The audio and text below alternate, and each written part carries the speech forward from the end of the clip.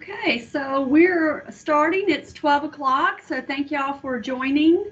My name is Dr. Barton, and I'm here to make a presentation on a great book that I have been reading.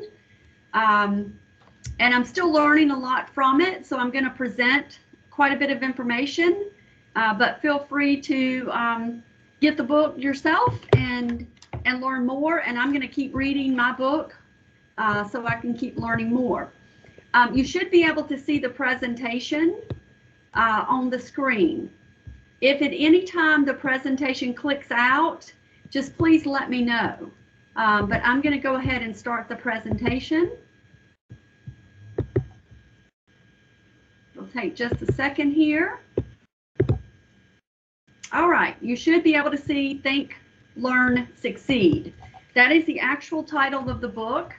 By Dr. Caroline Leaf, and she's written many books. She is a neuroscientist, and she has been writing and lecturing and researching. She has multiple podcasts available. She actually has a podcast on this book broken out into chapters, generally 2 to 3 chapters at a time. So I want to give you just kind of the basics, and then after I present, if you have any questions, if you could save those to the end, what I'll do is when I finish is just go into the chat, and we can either chat or you can cut on your mic and ask questions at that time. So I'm going to go ahead and start. So the objectives of this presentation, we're going to learn 15 mindsets. Sounds like a lot, and it is. They do build on each other, so the most important one will be presented first, and then all of them support physical and emotional health and help you build healthy relationships. Then we're going to look at your own ability to create your thoughts and behaviors that lead you to success based on your individual gifts. The book does have an assessment in it where you're able to complete it and find out kind of what your main gifts are and things like that and ways that you utilize those. So we'll touch on that. And then we'll learn ways to build memory, learning, and cognition to increase your performance in college and in the workplace. So what people don't really know is that the brain is separate from the mind. The mind actually controls the brain.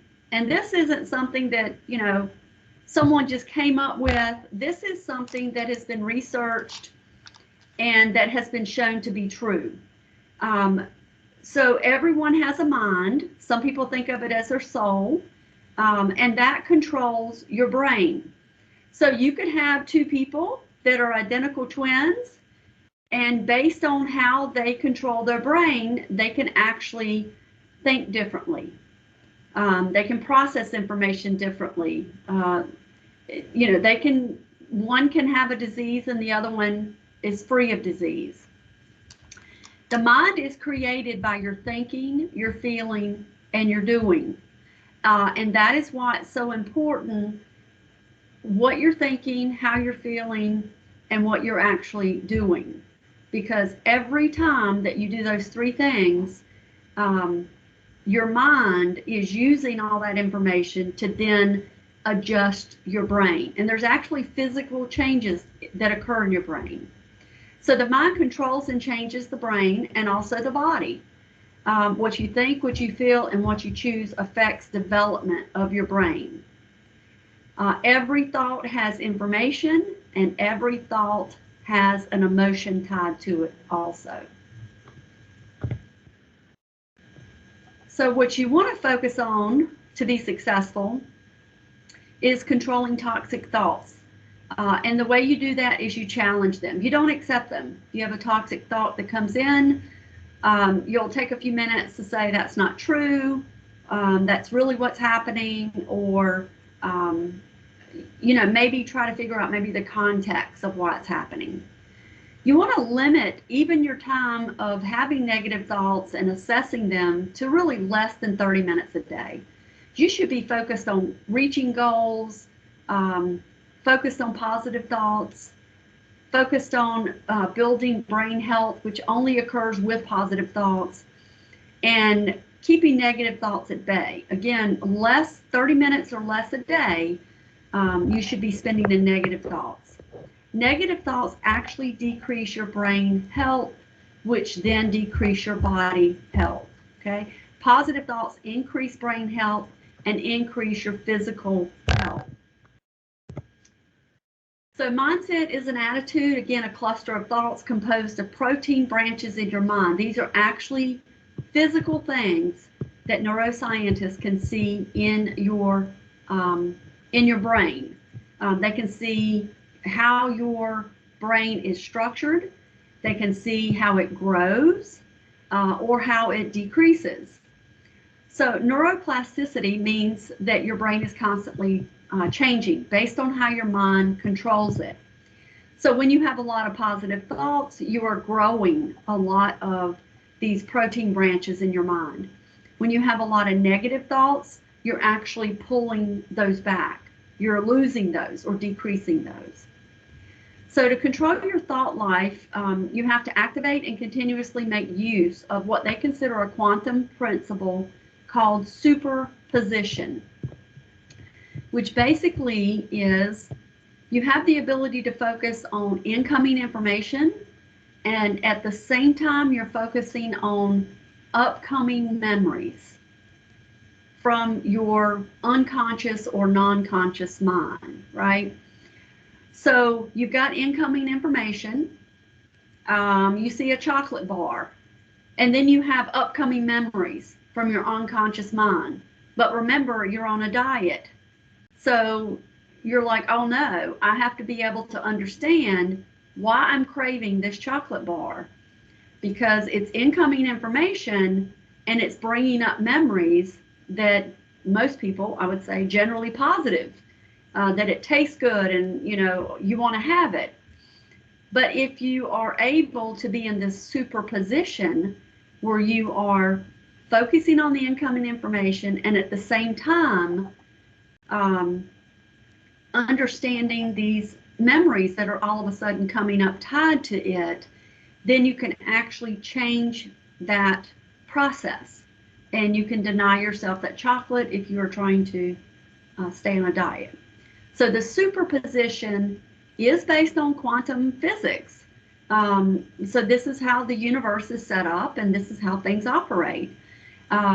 So keeping yourself in the superposition, in essence, keeps your mind in control of your brain and in control of your body. So this will be brought up a couple more times throughout, and it's throughout the text, throughout the book that she's written. There are 15 types of mindset. I'm going to go through each one of them, and I'm going to talk kind of about what they are, and then how you can gain them or maintain them. You do need all of them, but the most important one is thinker mindset. So we'll start with that one first. There have been 11 research studies which basically gave people 6 to 15 minutes of alone time. And the results were that people became uncomfortable. They preferred doing something negative versus really taking time to think and be creative. Now, part of this could be attributed to social media. There are studies that have shown that social media use in and of itself creates depression and suicide. And I'm sure you've heard that on the news. There's a lot of issues with this, especially for young females. So the amount of time you're on social media is directly correlated to whether you get depression and possible suicide.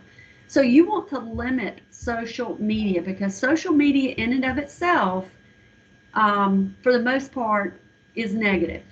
Okay, it compares what other people are doing and then what you feel like you should be doing, and then you feel like you should be doing more. Or someone looks fantastic because they put all these filters on there. And so sometimes it's a comparison. So limit social media use. Also, OCD is widespread. They've done this, again, global studies on OCD. Um, and, OCD, according to Dr. Um, Caroline Leaf, is a way that people manage traumatic experiences. So if you have a traumatic experience, you might be diagnosed having OCD, which means you have repetitive, ongoing things that you have to do, or you have to set your office up or desk or something up a certain way, and you're really strict about things. It's really how you're processing a traumatic experience, which means that it's not necessarily permanent, right? Just like depression is not necessarily permanent. People become depressed when things happen, and then they can work themselves out of depression. So you're able to change your brain. It depends on how long your brain has been a certain way. It might be very difficult to rewire it and fix it and get it to where you don't have OCD anymore or depression. But the studies have shown that OCD is very widespread globally, and it's just how people are managing traumatic experiences. So you want to have thinker moments. This allows you to view your internal life. So you have an internal life and you have an external life. What people see is the external life, but that is a manifestation of your internal life. So you want to have these thinker moments where you're focused on your internal life. You want to increase imagination. You want to see possibilities. And doing that, having these thinker moments, actually increases your intelligence. So you want to organize and control your thinking. You want to capture thoughts and challenge them. You want to connect more to humanity. Think about what others are doing and things like that, but not necessarily looking at it on social media. And then spend 15 minutes in nature, running, switch off from social media and other people. Just run, just spend time with your dog, just walk in nature. If you can spend, 16 minutes a day, letting your mind wander, just sit there and meditate, whatever works for you. Again, you're going to increase your intelligence. It also has been shown to be a hedge against dementia. So it is good for your brain health. You don't want to be connected all the time. Be connected to social media and focused on negative thoughts ages you and can cause dementia. So you want to really limit this and try to be in nature. The next one is controlled thinking mindset. So do you say, if only, I should have? Do you replay a bad situation over and over again? Do you let thoughts run through your brain? Do you run from your thoughts and feelings? So you have thoughts and you have feelings, and maybe they're negative or not good, and you just deny them. You just, I'm staying away from that. Are you unable to commit to a goal? You really want to achieve something, but you just can't seem to commit to it. Have you formed a personal identity around a disease where you call it my disease, and you talk to your friends and family about my disease? You really, if you do have a disease, and several people do, instead of owning it, you should talk about it in the abstract. That way it's not personally identified to you, and it's a way that you can maybe over time eliminate it. We are designed to control our thinking, not to let our thinking control us. A chaotic mind creates a chaotic brain. And so this chaos of the way that your mind is going can actually structure your brain to be chaotic. And then it's really difficult to accomplish anything. So you want to focus on the moment, observe your thoughts and feelings, analyze a thought before you decide to accept or reject it. So just because it comes in your head doesn't mean you have to accept it or reject it. You want to think about it. Why am I having this thought? What is going on? You want to ask, answer, and discuss why you are in this. Remember this superposition. So while you are having information coming in and you are having, in essence, feelings coming up unconsciously, you want to ask yourself, what is going on? and discuss it that way. Again, mostly objectively. After analysis, you should only be accepting about 15 to 35% of what you read, hear, and see. If you're truly analyzing and having controlled thinking, you're able to get rid of the fluff, the things that aren't true, the things that are just out there. And then you can reconceptualize, redesign your thoughts that are holding you back. You may say, oh, there's no way I can make straight A's. Well, of course you can. You can reconceptualize and redesign your thoughts, your habits, all kinds of things so that you can achieve your goals. You want to label any emotions you have as non-judgmental. That gives yourself a way to deal with them. So, you have anger. Well, so what? Everybody has anger once in a while. And so you want to deal with the emotion without making a judgment that you're an angry person. You're not an angry person. You just right now at this moment feel anger. So again, you want to analyze why that is. That's a controlled thinking mindset. It's a words mindset. Your words tell you what you are thinking and let you know what problems you have in you. So the words you're saying, again, comes from your internal world. And so if you listen to those, it might tell you what problems that you're actually having internally. It also tells your belief system. And whatever you think grows. So if you focus on negative memories, you're releasing negative chemicals, and you make those memories grow stronger, and they dominate your thinking. And in essence, cloud your thinking. What you say and do on the outside must reflect what you believe on the inside.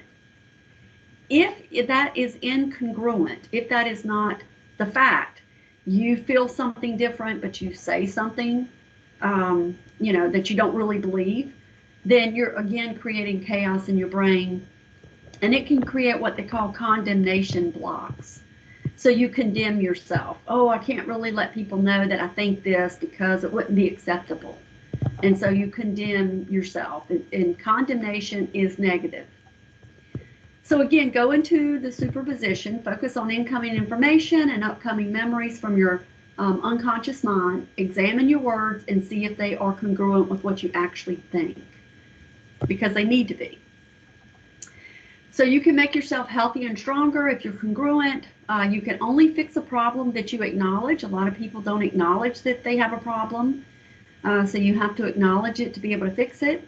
Self-reflection is necessary. So again, spending time with yourself and thinking about what you think and what you feel and what you're doing and why you think the way you do. And then reconceptualizing yourself and working towards getting where you want to go. The next one is controlled emotion mindset. You control what they consider the tectonic nature of your emotional experience. So it has multiple layers. You have control over your emotions.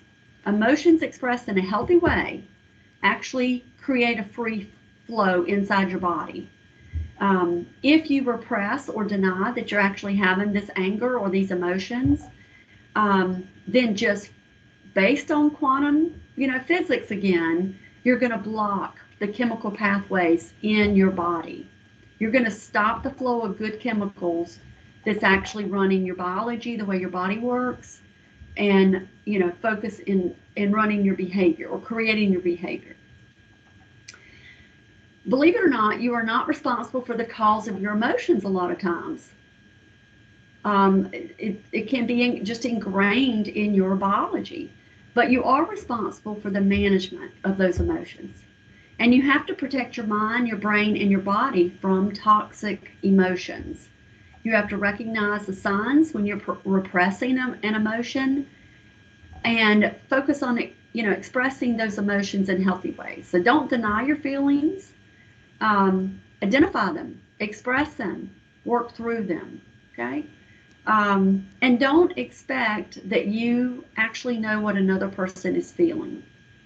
We all make assumptions. We look at someone, we go, oh, they're sad, or they're happy, or they're overwhelmed, or they're stressed.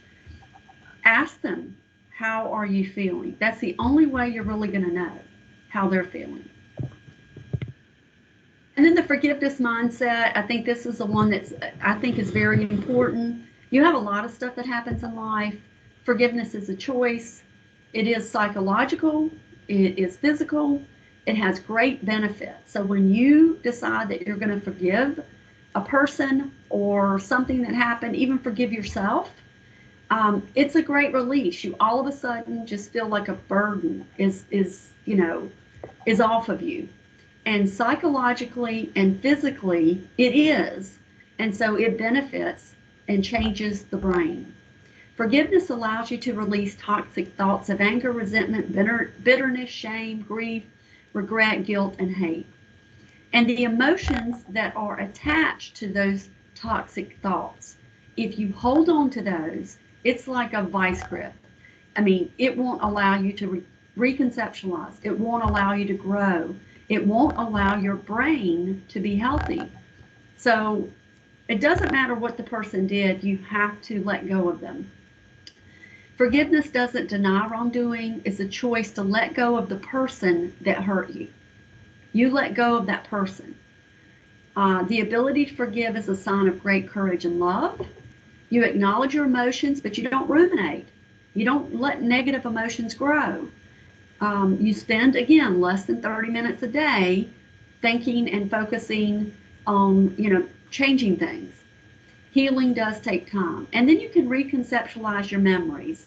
It's not really forgiving the person. It's thinking about, well, from their viewpoint, that's maybe why they did it, in the context of the situation, maybe in the way that they were struggling, or, it's not really rationalizing per se, but it's just reconceptualizing the memory so that you can adjust it in your brain so that you can move past it. Happiness mindset. So that's an inner satisfaction. That's a joy that you have. Happiness is knowing where you belong, being part of a community, having meaningful relationships. Happiness precedes success. Unhappy people don't become successful. It's only happy people. And I don't mean that you have to be outwardly happy and jolly. You can be very silent, but be happy.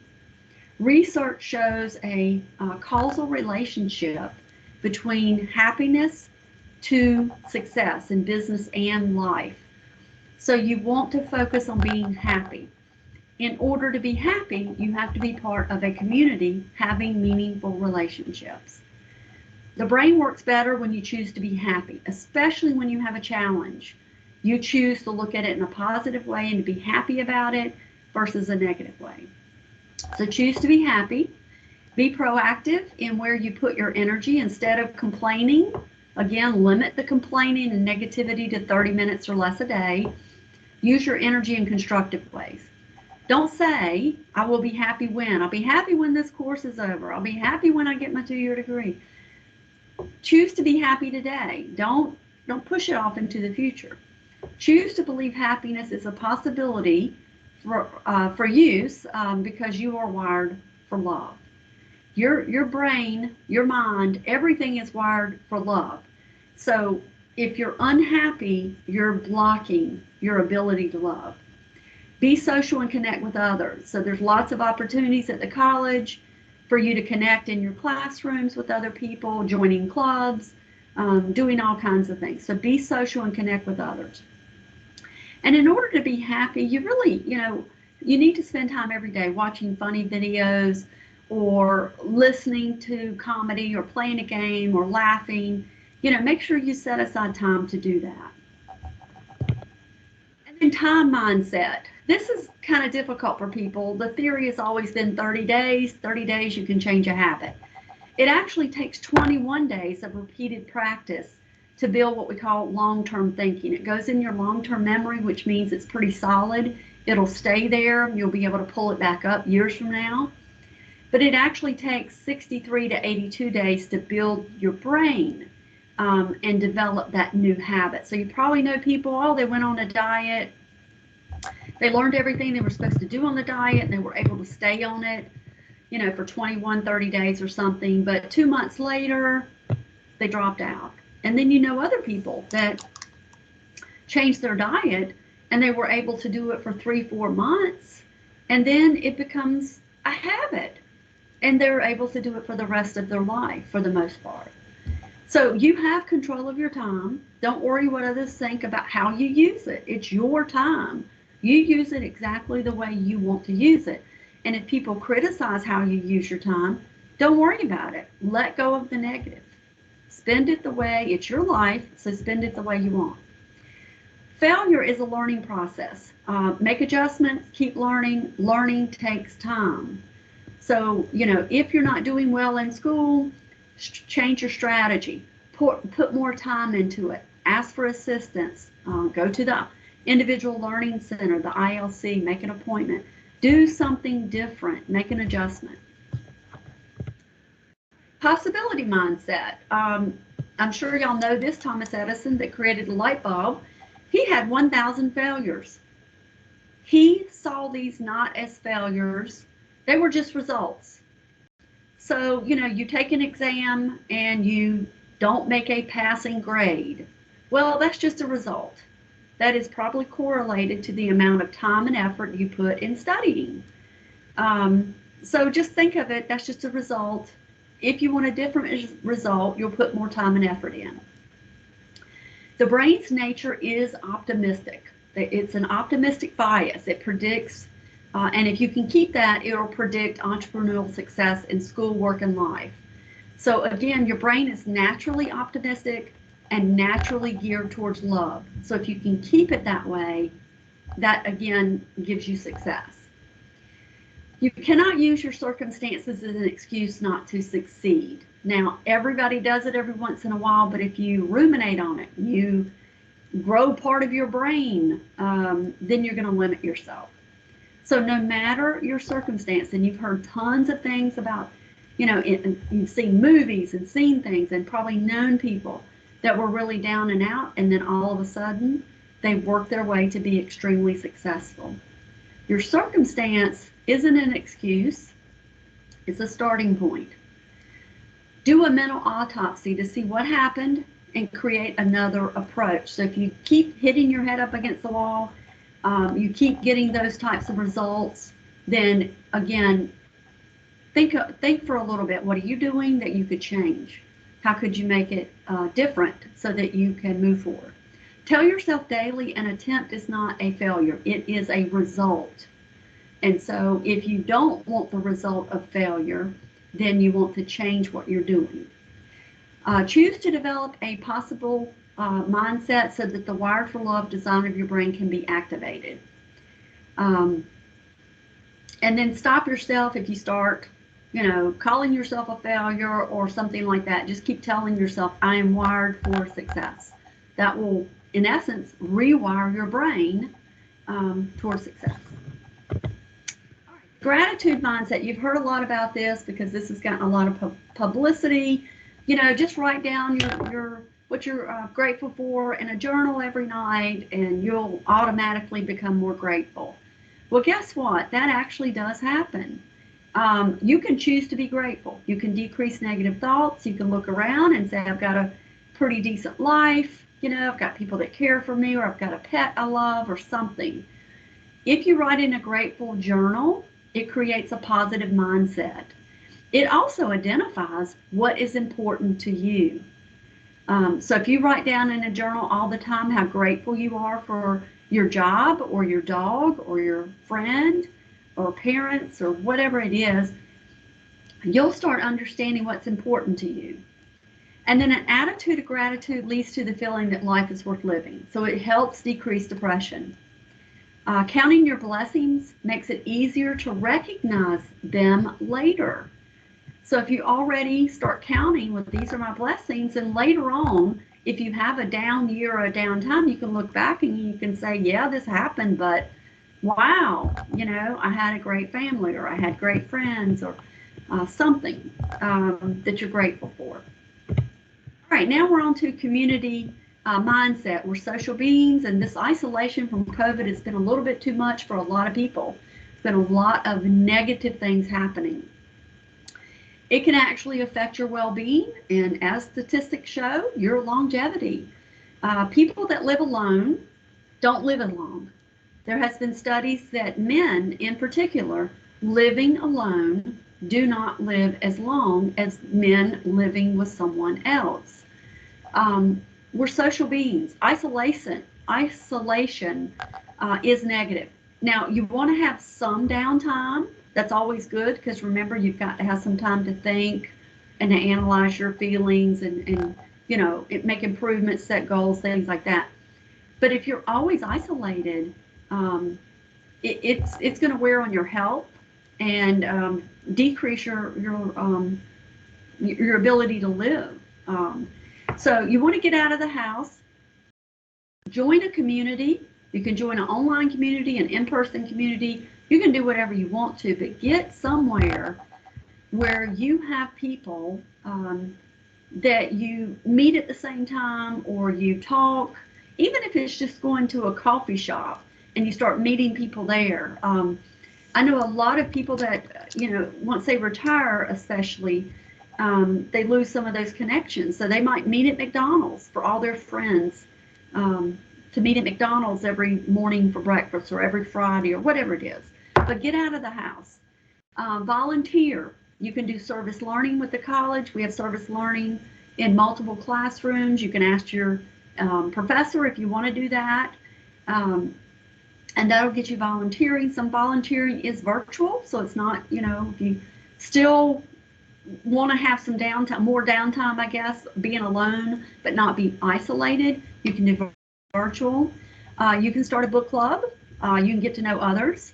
And then find a purpose. What motivates you? What would you be willing to put your time and effort into and be a part of that's a community? So really important in figuring this out. And then support mindset. High levels of social support increase longevity. Individuals facing difficult isolation, it can be lethal. So again, you want to have supportive relationships. People that have supportive relationships, those relationships really help them persevere through hard times. So when rough times come, you've had your friend to talk to, you have someone to talk to, some type of support network. Research shows that social support is the greatest predictor of happiness during times of high stress. And it's crucial in the learning environment. You are learning, according to research, 3 ways. You learn from the actual content that's in your textbook. You learn from the professor teaching the course, and you learn from others. You're going to learn a lot in class by listening to other people's responses and getting to know them. And this is also an online class for your collaborations. You yourself should look for people to support. If you don't have any social support, look for somebody else to support, and then you'll end up building a good relationship. When you feel burdened, reach out to others, or help someone. Either way, it helps you. When you're in an elevator or a small space, say hey to someone. Even if both of you have on your mask and you're afraid you're going to get sick, just put your hand up and say hey. Wake up and think about how you can help someone today. Listen to other people non-judgmentally. Assume the best. Don't try to figure out what someone else is thinking. Ask them, and just be kind. Be kind and respectful of people's time. All right, the healthy stress mindset. Change your attitude towards stress, make it work for you. View the glass as half full, not half empty. Perceive your situation as positive, and this will create changes in your brain and body that'll support that success. So see a situation as something you can actually handle. Like, I can do this. I can do my schoolwork. I can get this degree. I can do it. Of course you can do it. So that'll help you move forward.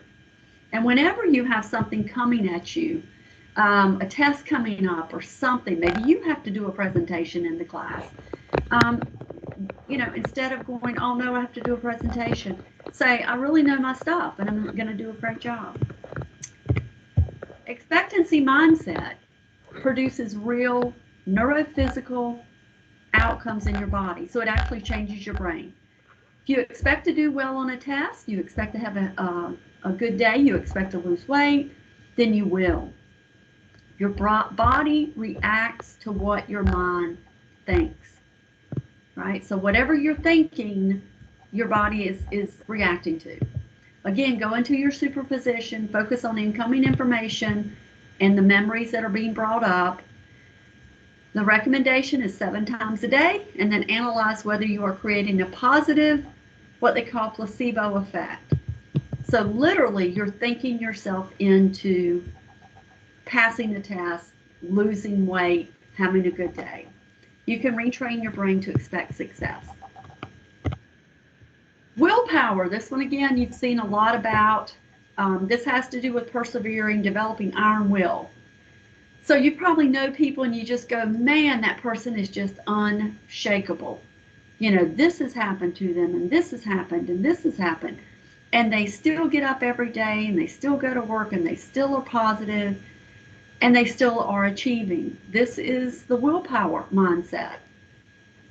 So you want to use your mind to think, feel, and choose to achieve your goals. Know that you're limitless. Nobody's holding you back. You are the only one holding you back. Your willpower, your ability to think and learn will improve. So set your goals far out. Set them very high. And then discipline your mind to control your brain so that you reach those goals. Willpower in and of itself, the perseverance, the determination, changes your thoughts and impacts your brain and body. And it's vital to healthy eating and working out. You know, people probably, they want to work out, but they just can't make it to the gym, or they just can't do it because they don't have a gym. They don't want to do it at their house.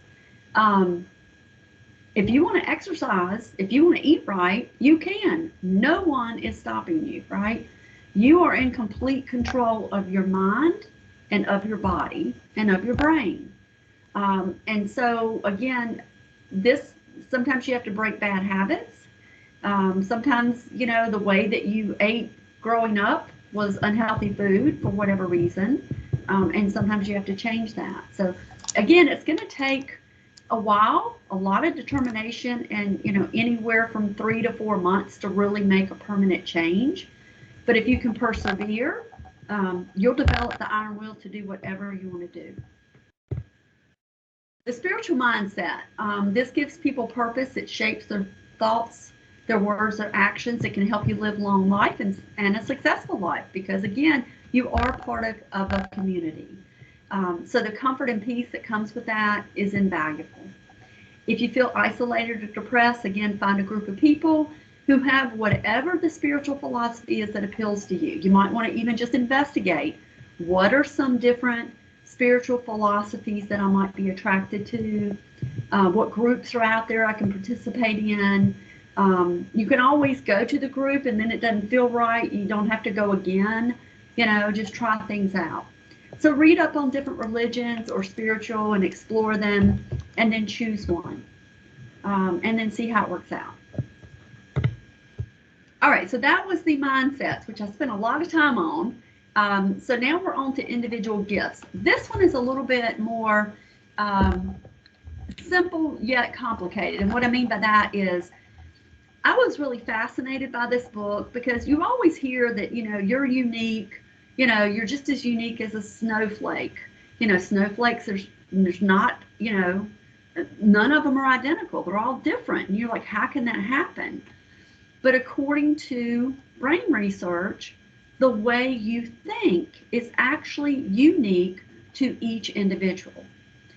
So how you think, feel, and choose is characterized by your identity. So everyone has a separate identity. Therefore, you have a separate way of thinking. And this is how this is in essence how you find your purpose, right? So a sense of identity decreases cortisol, which is a stress hormone, and it reduces death by 15%. You have probably seen and heard and known people that they had a strong sense of who they were and what their purpose was, right? In the book, it does talk about a Jewish neuropsychologist who spent 3 years in the Nazi concentration camps. And what he saw was the people that were able to know who they were and who had a purpose were able to survive for the most part. So it's a survival. Because what happens when you don't know who you are and you don't know what purpose you have in life, you give up. So you've got to really hone in on this. Understand your customized way of thinking and develop or uncover your identity. That helps determine or set your purpose. There are 7 modes of thinking, and again, it's unique to you how you use these in what order. I'm just going to tell you what they are. The book does have, again, the assessment where you can do this, and you might be able to find a website that she's got put up that talks more about this or has this for you.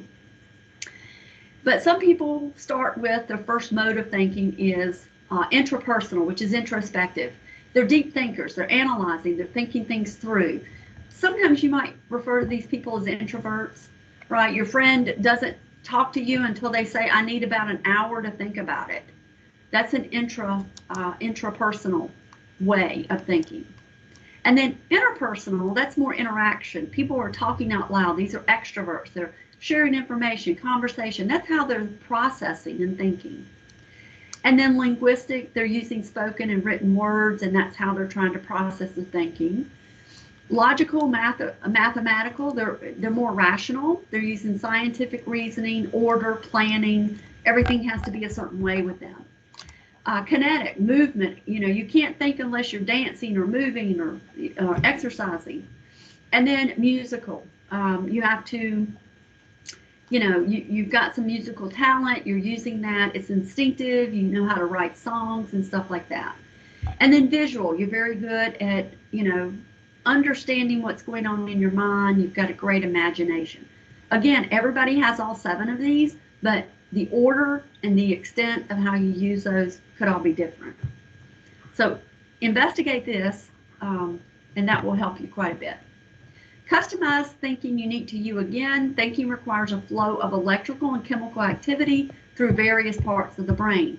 Thinking is actually creating physical activity in your brain. Your thought pattern is unique to you based on how your thinking flows inside of your brain.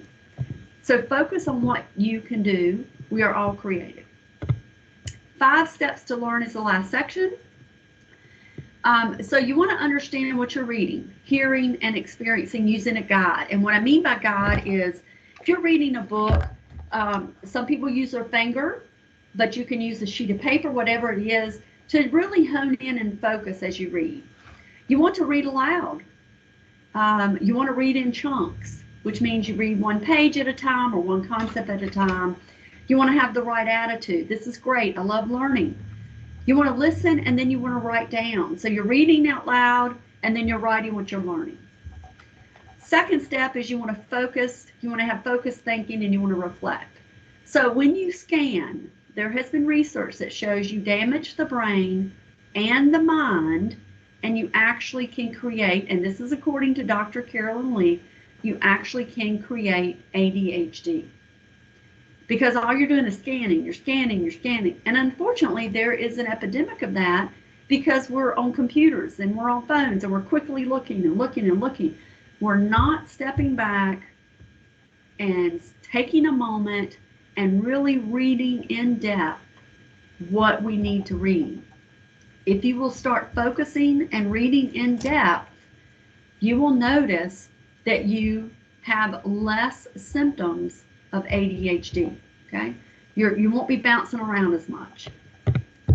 Writing a metacog, ask, answer, and discuss. This requires you design what you're thinking about, what you're reading about, and tie all the thoughts together. It also is helpful in retention. You have a physical, pattern of what you're trying to learn. And then you recheck, you revisit this metacog. You've designed it, you look at it, and you go, what part right here did I not really get? What else do I need to add to it? What is missing? And the last part is outreach, reteach. This is why sometimes your instructors will give you an assignment where you have to teach the class the concept. When you have to actually not just learn it, but reteach it to someone else, you are going to really remember it. So if you've got a sibling or a friend or a spouse, and there's a concept you're having trouble learning, teach it to them, and then you'll really be learning it. And then you can update your metacog, which is again a visual representation of what you're learning and how the thoughts and information is connected to each other. All right, so I know that's just overwhelming. When I put this together, it was so much information. I'm still thinking about it myself, and it's going to take you a while to really think about it. But does anybody just right off the bat have any questions or need any clarification on anything that I've presented?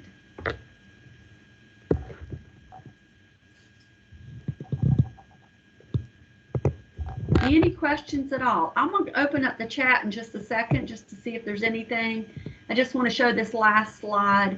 You can just Google Dr. Caroline Leaf, L-E-A-F, on YouTube. She has this entire book where she's got a book club, and she goes through about 50 minutes or so going over all of these chapters.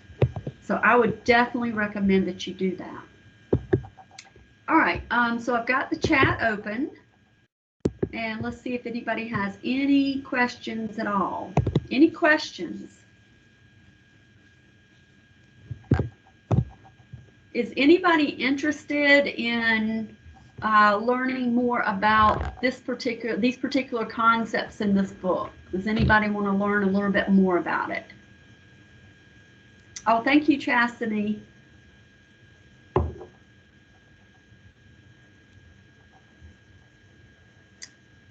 Thank you so much. I'm sure.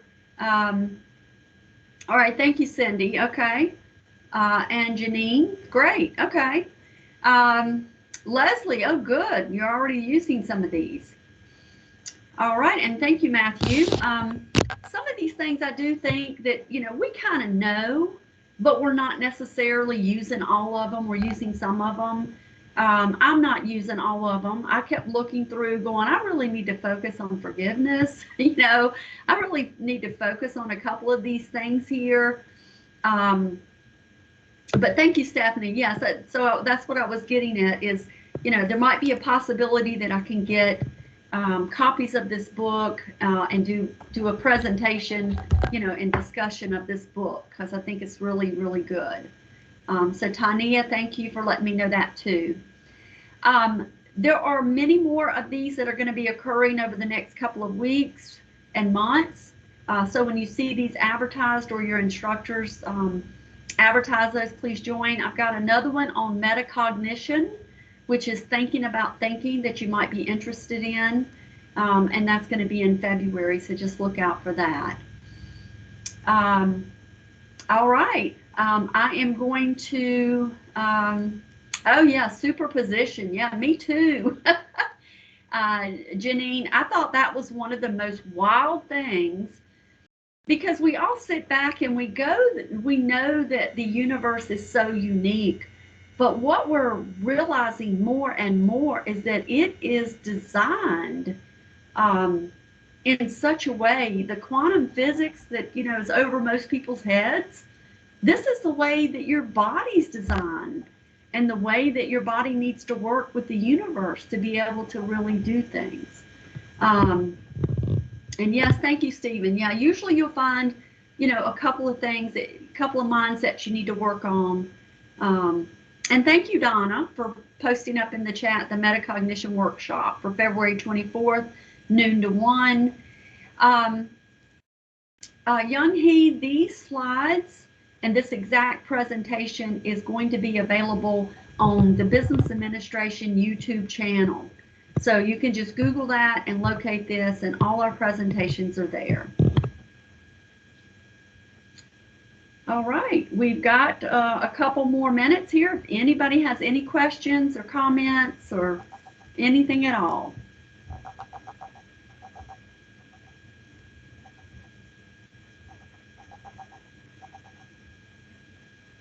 Okay, well, thank you so much for joining. And if you think of any questions, feel free to send those directly to me. I'm at dhbarton@gmail.com. waketech.edu. I'll put that in the chat. Thank you. I see a couple of my students in here, so that's good. All right. Thank y'all so much for joining. All right, well, I'm going to close down the presentation, but please email me at dhbarton@waketech.edu if you have any further questions. Thank you so much. All right, thank you. Thank you, Thomas. Thank you, ma'am. Thank you so much. Appreciate it. Thank you, Tina. You have a great day, too. Everybody have a wonderful day. Try to stay warm. It is a little chilly, but it's warming up a tad bit. Thank you, Stephanie. Thanks for bringing your students. And thank you, Cindy. That's very kind of you. Oh, yes. Okay, excellent.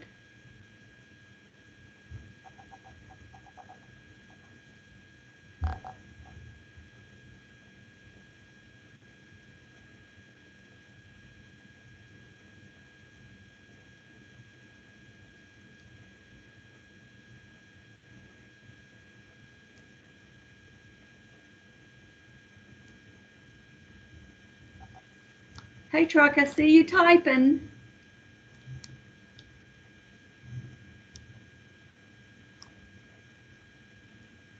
Okay, all right. All right, thanks, everybody. I'm going to shut this down. We'll see you later. Have a great day.